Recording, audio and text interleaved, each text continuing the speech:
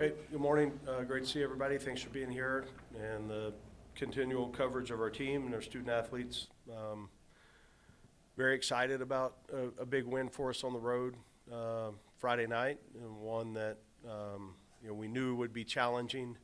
That we would, I was guessing, and that it would take all 4 quarters to find a way to win the game, and it played out to be that way. I think our team showed tremendous toughness and resolve, grittiness to the way that they performed. Some big-time players made plays, certainly when we needed it down the stretch.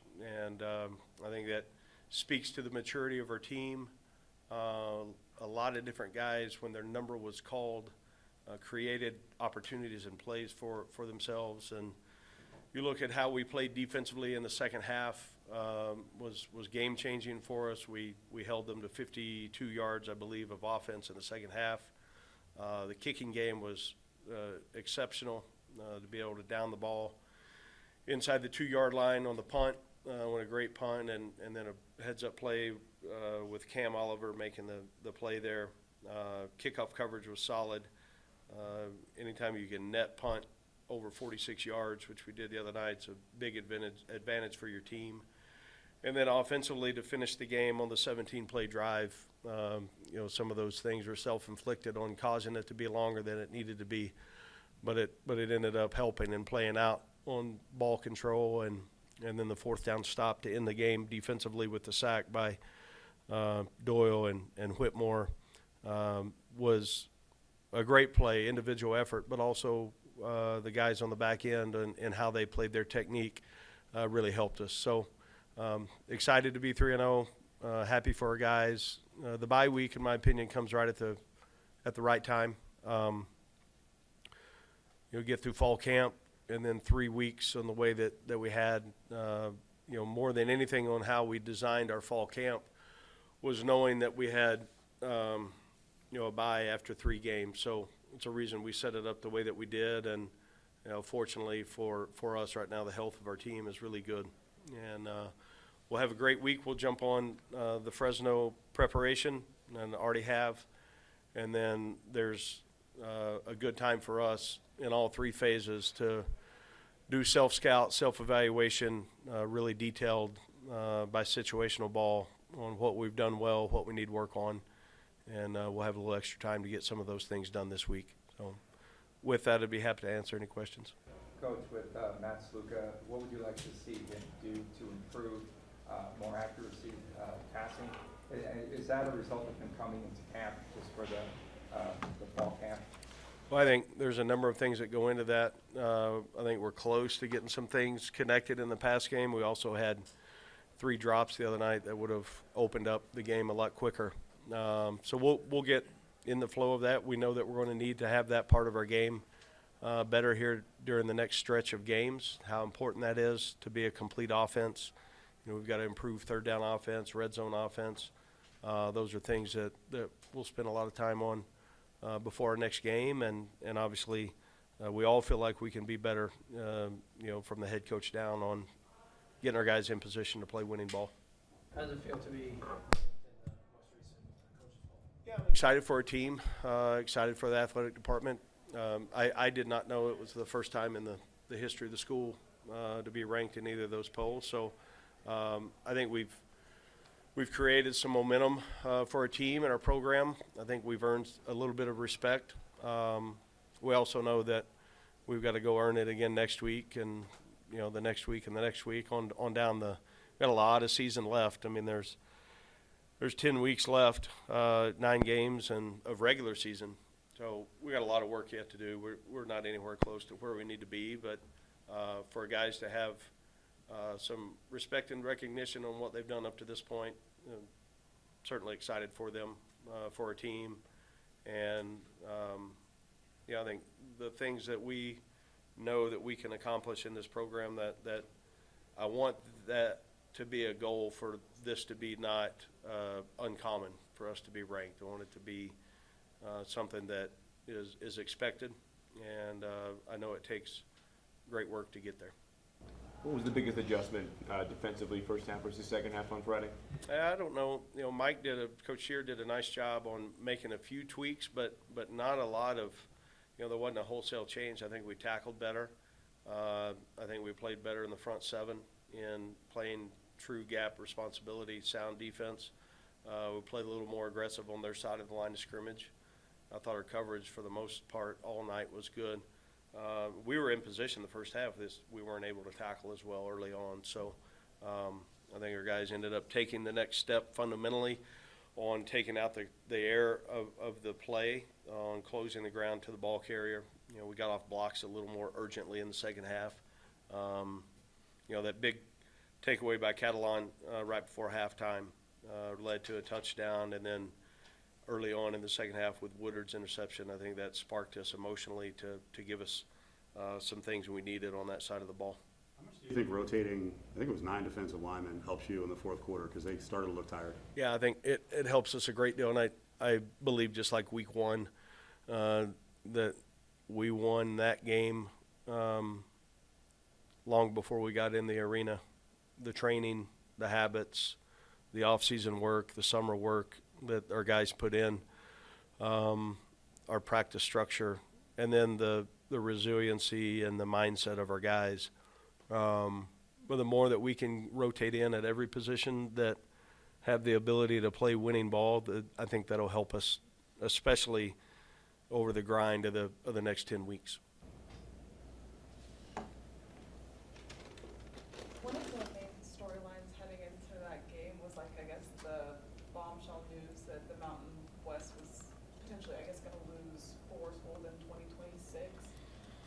Obviously, UNLV is not part of that, but I'm wondering if you had immediate reactions when you learned that information. I really didn't. I know that the Mountain West is a strong conference. I don't know, enough details about the leaving of those 4 schools, what they're stepping into. A lot of unknown, it would seem like to me at this point.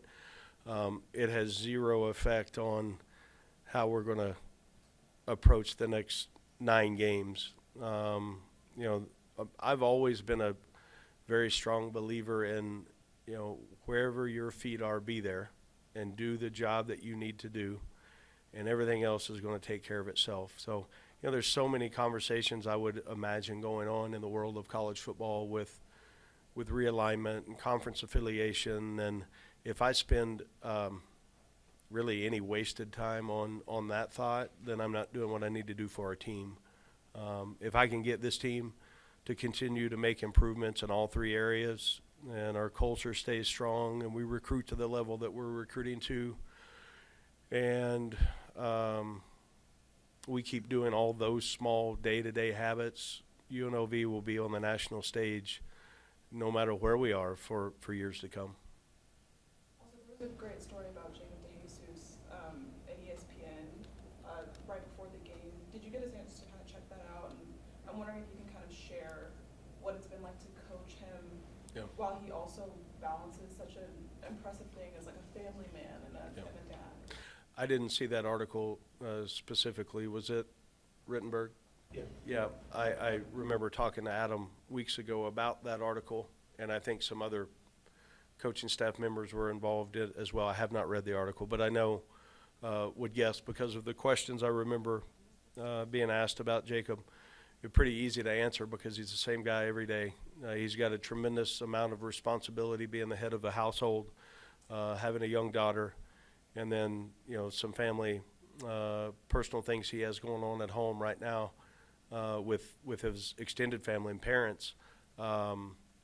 It's amazing because he is such a tough competitor, and the things that I see every day on the field in the way he plays is the way that he attacks everyday life. And he's really successful, has been for us, and is going to be in whatever he chooses to do when football's over. He's going to be a great husband and a great dad, and he's a tremendous part of our family, and so thrilled that he's getting some recognition that's very, very well deserved.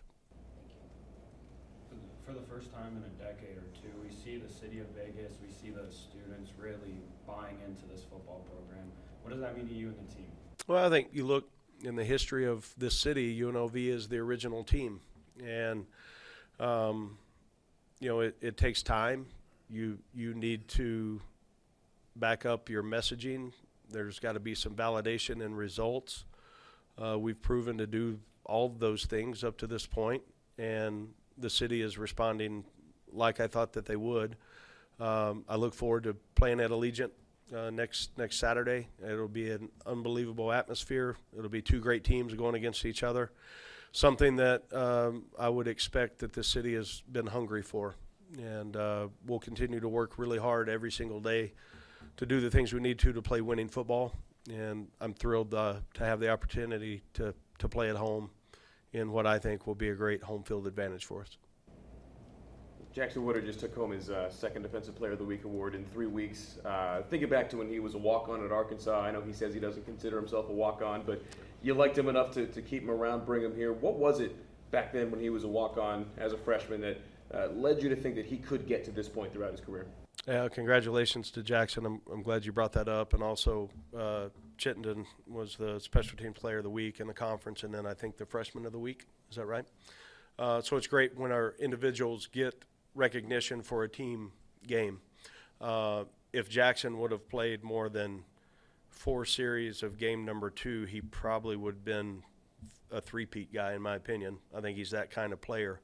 From the day that I met him years ago, his toughness, his chip on his shoulder mentality, his attitude, consistency, all the traits that you need to have a chance to have success, he has them. He's on a mission to be one of the best and understands that his habits every day need to align to a standard of a championship level, and he's doing it.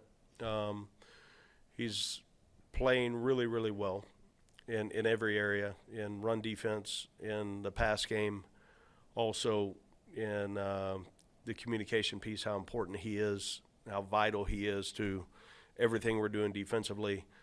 He will go down as one of the best I've ever coached. Coach, after the win from last week, did you expect to be ranked as the head coach? And also, what did you tell the team when the rankings came out? Yeah, I don't spend a lot of time thinking about the rankings.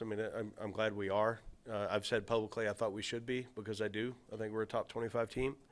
To the team, we had a team meeting this morning, and I addressed it and said, this is where we are, what we've done up to this point, and you want to keep it, go earn it. You got a blank sheet of paper in front of us, and you want that number beside your name, then you know what you have to do, what we have to do.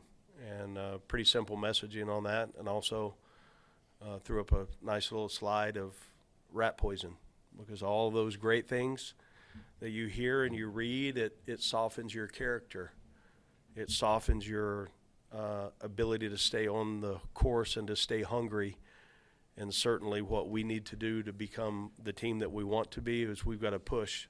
There cannot be a cruise control. There will not be, because we're not anywhere close to where we need to be. Coach, I noticed that Devin Green is getting more carries. How did he earn his way into that rotation? I think his practice habits, and then when his numbers been called on game days, produced. So those guys will continue to develop, and again, we're playing a number of guys at that spot, and eventually, I think, as long as they keep earning it, they're going to get to play. But some of the rotation goes along with, who's got a better feel for it at that point in the game. So he's done a nice job. Had a couple good runs the other night we needed, and he's getting better each week. You got a 4th and short late, and you got obviously the touchdown. There's a lot of pushing and shoving going on. So is that player instinct? Do you work on things? Because I noticed Beasley on one of them was literally lifting Sluka up across. Yeah, we got called on one of those, and it was an error on my part, because we had talked about it. I haven't shown it. If you remove another player from the pile, that's a penalty. We got one, which affected us, but also helped us because of the clock running. Made it a lot harder on ourselves that we need to be. We've worked on the push play, on what that looks like. You go to the Eagles, on the great success that they have had with that play. I'm not comparing us to them at all. But we do have a strong quarterback. We get in 13 personnel. We got a pretty good package out of that on what we can do with it. And if we can line up under center and go get half a yard or a yard and feel confident in that, man, that opens up the opportunity on how aggressively you can call first, second, and third down. Coach, what happened at the end of the first half?